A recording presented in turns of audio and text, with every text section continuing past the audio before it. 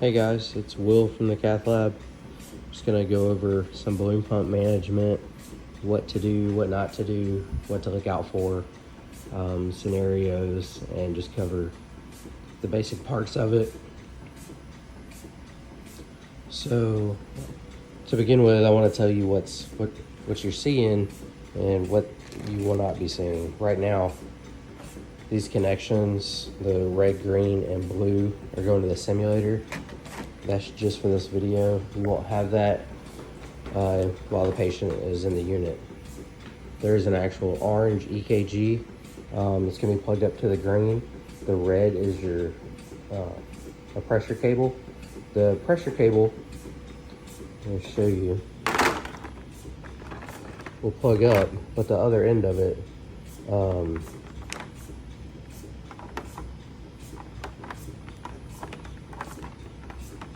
is not hooked up at this time. If you do have to hook it up, I'm going to show you around the back. There's a gray cord that will give you a transduced pressure. I'll show you where that's coming from. Up top is the Doppler to check pulses, and also there's a gauge, and it's in the green. It's running off of helium. That is the gas that a balloon pump uses.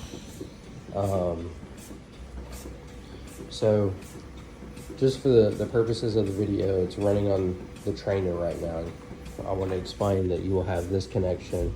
All of these EKG leads that come on a balloon pump patient, we tape them across the body in the lab. They have to stay on. Everything else is going to look like this. You have a orange fiber optic cable that is going in, and then your actual gas helium line. This is a slip tip. It doesn't screw in or anything. I'll cover what to do if there's a problem with that. This one is actually running. You can see it's going back here at a rate of 80 a minute. So, what is a balloon pump doing? It's probably helping coronary perfusion, increasing organ perfusion. It augments your diastolic pressure, okay? So, right now you have regular 98/47, map is 80, but this AO waveform actually goes up and back down, and the first spike is your systolic, and then your valve closes. When the balloon inflates, it pushes the diastolic pressure higher than the systolic. So you could say right now this is 98/114. It's closer to that, okay? It augments your diastolic pressure. And when it does that, since coronary arteries are getting their blood flow during diastole, when this balloon inflates and pushes, it displaces all the blood back up the aorta and around. It helps push the blood in the coronary arteries, okay? When it deflates very rapidly, the heart squeezes, the valve opens, the balloon rapidly is deflated. It creates like a void space, and it will help offload some blood out of the left ventricle. Some other things on the screen that I want you to know. This is the EKG. It's coming directly from those orange cables. This is right now your fiber optic, and then this is your balloon inflating. You can actually see that part, okay? Augmentation is the pressure that it is with the balloon change, and then the others your current pressure, okay, like regular pressure. You can also tell down in the corner right now it's plugged up. This is how it should stay in the unit at all times. If I were to unplug that,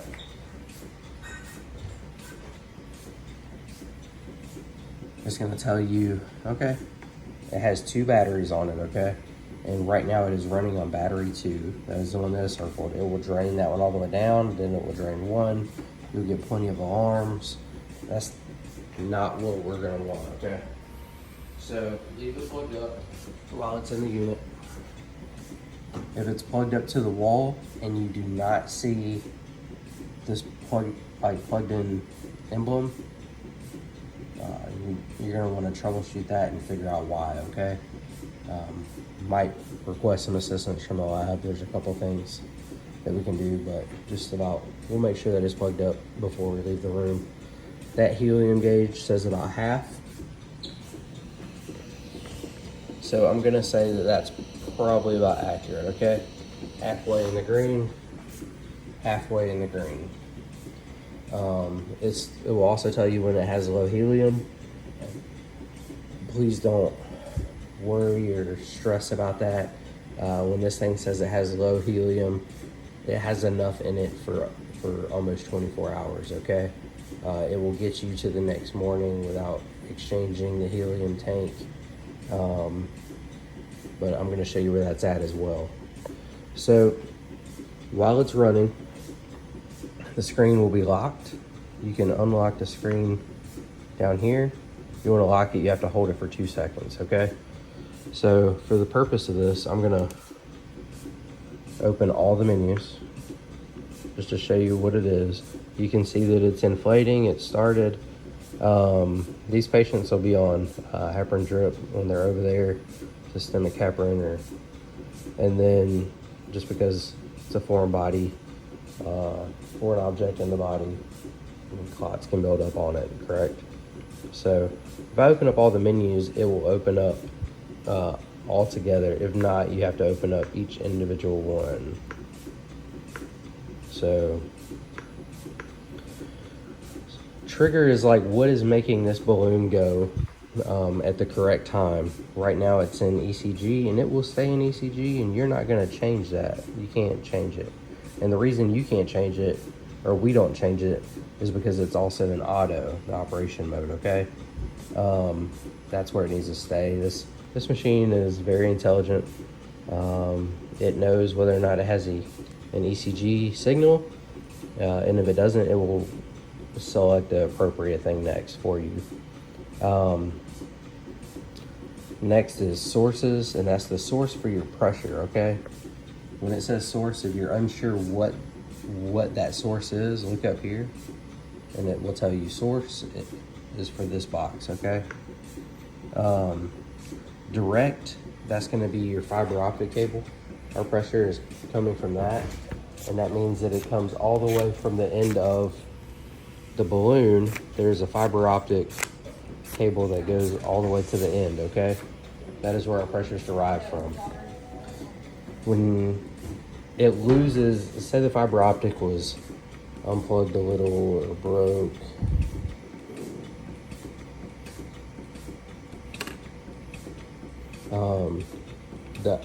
the next pressure source that is available is going to be this actual pressure line, okay? So you can tell on this hub, all of this balloon will be in the body, and it goes up. They're gonna have a leg immobilizer on, so you might have to look under the leg immobilizer when you come in and assess your patient. You need to make sure that this isn't like really kinked or tight. The helium line's not kinked or tight, but there's a fluid line, a fiber optic, and a gas. So one is air, one is just electric, and one is a wet cable, okay? So you can make sure that this is tight,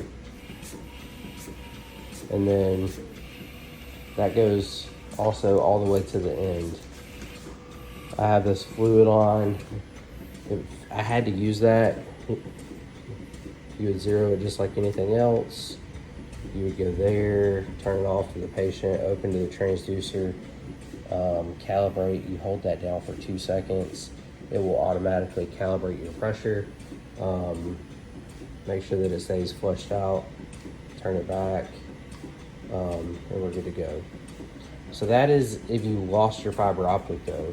Hopefully you don't. They're actually really reliable. But every now and then you have problems, and if you lose your pressure up there, it does not mean that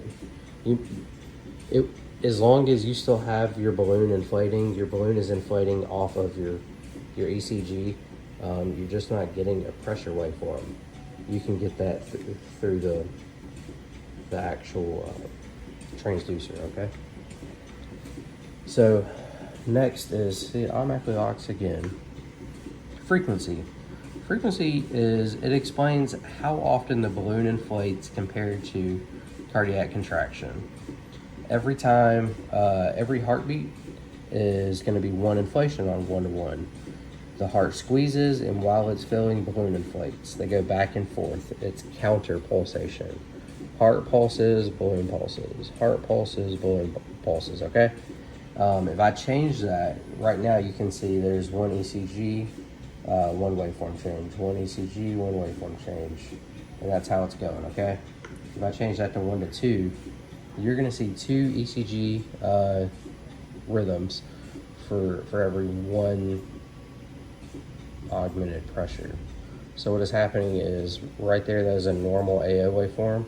This one is augmented, looks like a giant M. A normal one, giant M, augmented, okay? Same with 1 to 3. If I change it to 1 to 3, you now have 2 regular, 1 giant M. 2 regular, 1 giant M. The reason it's like the M is right here, there's that little bitty notch you're gonna see. That's where the valve closes. And on this one, when the valve closes, the balloon pushes that pressure up, is what I explained. So we will leave this on 1 to 1. The augmentation, that is how much blood it is actually pushing and moving, okay? So it automatically starts at the max, and that's where we're gonna leave it. And timing, again, because we're in auto mode, we're not gonna adjust timing. This thing is very smart. It knows when to inflate and deflate. If you started adjusting timing, you'll adjust how much pressure you can actually push blood up against, cause regurg and like insufficiency. You'll be pushing against. It is not helping the heart at that time if you have messed and altered your timing, okay? So out of the menus, those are the main ones. What can happen though, so it is augmenting at 114 right now. If I set my alarm, and we'll do this in the lab, we should before they leave, because we want it to be correct. So say my augmentation alarm is actually higher than what it's doing, it's gonna tell me like this, anytime this is below your alarm, that's what it does. It's gonna say, hey, you are not supporting to your minimum, and it will start, it's below the limit. Once we get the patient,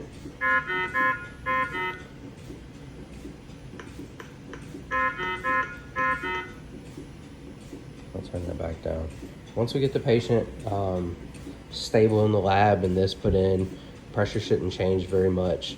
We'll adjust that to maybe 105 or close to 100. We're gonna leave it up enough to, we won't adjust the actual augmentation. This is how much it's changing that, but we will adjust the alarm. That way it warns your staff in the ICU that, hey, your patient's not being supported anymore. The thing with the balloon pump is when we send it, it is in 1 to 1 and it is in max augmentation. This thing is doing everything it can when you get it. When a patient arrives on the balloon pump, it's not like, hey, we can turn that up higher, we can make it work stronger. You can't. When it comes over and your patient decompensates or something, you're gonna need to adjust inotropes and pressors to help support your patient, because this is not able to increase or speed up, okay? Not at this time. So that alarm just tells you, hey, your patient support is dropped below your minimal level. Don't just think the way I can make this be quiet is keep decreasing that, because decreasing that just means like you're okay supporting your patient less and less. Just treat their actual pressures and numbers, okay? And not decrease that. So I wanted to go over some troubleshooting, some things you need to look out for. The way this thing sits is in your aorta, and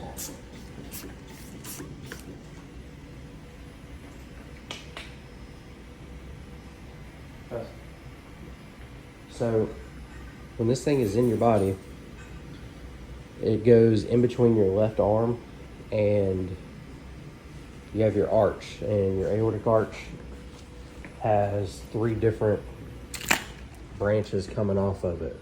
So say it comes out and it's pumping and it's going across here, and we have 3 branches off, right? This one that's coming off all the way over here is going out the patient's left arm. So you want your balloon pump to go in femorally and be resting in your aorta, but not too high, because if I go up too high, I'm going to be blocking the blood flow to my patient's left arm. The other thing is you have a renal artery for both your kidneys. It has to be above that, okay? So when they put this in fluoro in the lab, this is a little marker, and they'll be able to see that. It's usually going to be close to the patient's carina. If you have chest x-rays, AP done in the unit, they can verify placement with this is going to be close to the carina of your trachea. But because you're not going to be able to see the arteries come off your aorta. Well, what you can do is you can check your patient's left pulse, compare it to your patient's right pulse, radial pulse. And if it's weakened or they're having arm pain or something, chances are it might be too high. Another thing to notice is if it is migrated south, every time this inflates, it is blocking your renal arteries. If they don't have enough blood flow, you're going to have decreased urine output. So if you start noticing changes to either one of those, definitely need to verify placement. Well, other troubleshooting is going to be when you come in the room, if you don't assess this under the blankets and look at it, or under the leg immobilizer, wherever this is going to be, and actually this is stat locked onto the patient's leg right here. The other place is at the balloon. There's another one, okay? So this is going to be pretty secured, and it's going to be covered up in the unit. You still need to look at it. If you have blood coming back in this fluid line, this bag's probably not pressurized enough. You're going to grab it just like any pressure bag. Need you to turn that. Make sure that you're in the green and up enough pressure on your fluids, okay? You can try to flush that out. Make sure that it clears, okay? If not, you disconnect it, try to aspirate it. If you are able to aspirate, then you would hand flush it, like 10 mLs, or reconnect this and flush that out with your transducer, okay? If you're not able to aspirate, then you don't need to flush it. It's probably caught it off. Just be sure to keep enough pressure on your bag to begin with, and that shouldn't happen. The orange one in the middle, there's nothing we can do with it. It either works or it doesn't. If it doesn't, then we go to the pressure, like I said before. The last one is going to be your helium line. If you notice blood coming back in the helium line, there is like 100% chance that this balloon has a hole in it, because it is sealed. That is a sealed balloon, and it goes all the way back through that line, all the way to the connection on the machine, right here. So a hole in your balloon means that you're not supporting your patient. You're just putting helium off in the aorta, like every time. And blood's coming back to your machine. You're gonna put it in standby, notify your provider. You need to take hemostats or some kind of clamp, and the line needs to be crimped. You don't want the patient to continue to lose blood through the line. Also don't want it to run all the way back to the machine. So an early catch would be always, when you go in the room, assess this little trifurcation connection. Because if you can catch it here before it's all the way down there in the helium line on the floor, it's definitely an earlier catch, correct? So earlier recognition is definitely better. So blood in there, increase your pressure. Blood in here, ruptured balloon. I'm going to go back on and show you what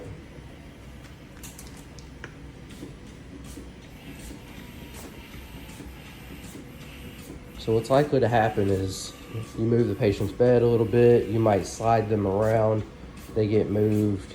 These patients aren't going to be mobile. You can't walk with the balloon pump in. But if you move this, I'm going to show you. These are all just slip tip connections, okay? So they come from the lab.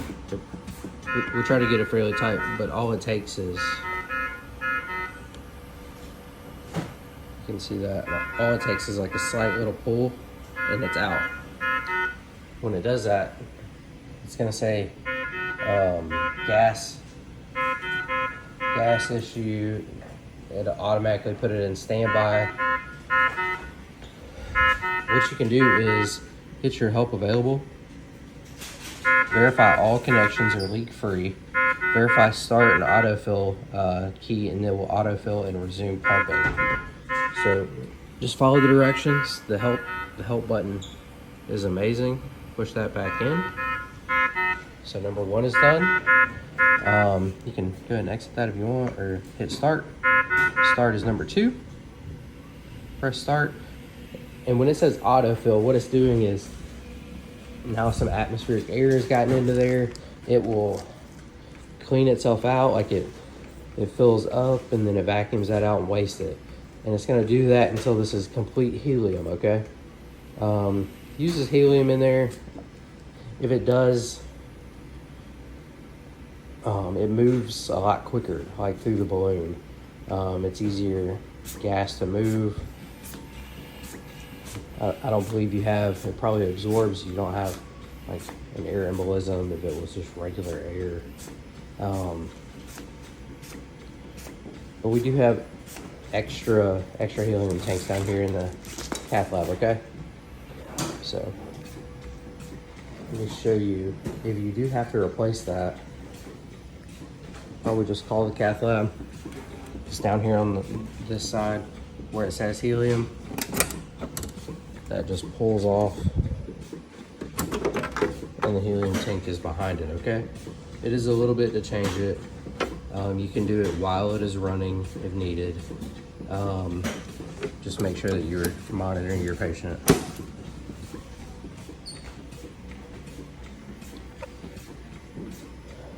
So I believe that's just about it. While you're taking care of these patients, you're gonna have to print strips as well. And printing a strip is verifying what they were in. All the documentation for a balloon pump is in. There's an IABP flow sheet. But if I hit print strip down here, it will actually, it's a printer right here on the front. It's gonna show you my ECG, my waveforms, patient ID that's entered.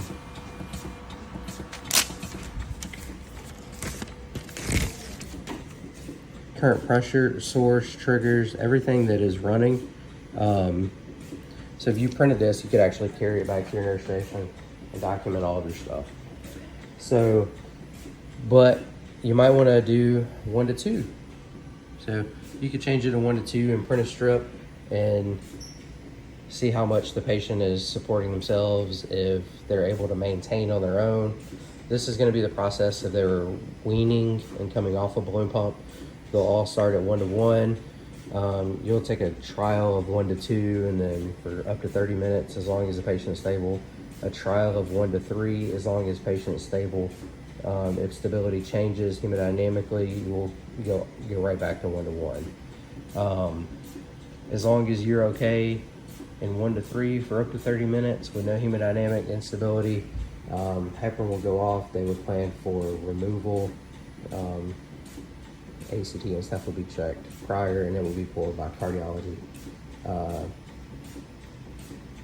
So if there are any questions and stuff, please refer them to the cath lab. We will get you some answers. This is a very simple machine. The main thing to know is, for me, I always like to know that when you turn it on and when you start it, it is doing everything that it can do. So there's no troubleshooting or making it work harder. You really just have to support with medicine other than this. So if you were doing CPR or something like that, it's gonna recognize that there's no normal rhythm it will go to the pressure mode, CPR will be started, okay? It's very smart, and it will do that. Just refer your questions to the cath lab if you have any. Good luck taking care of balloon pump patients. You all do great, and don't think this is a very daunting piece of equipment. It is a lot better and easier management than you're thinking. So take care.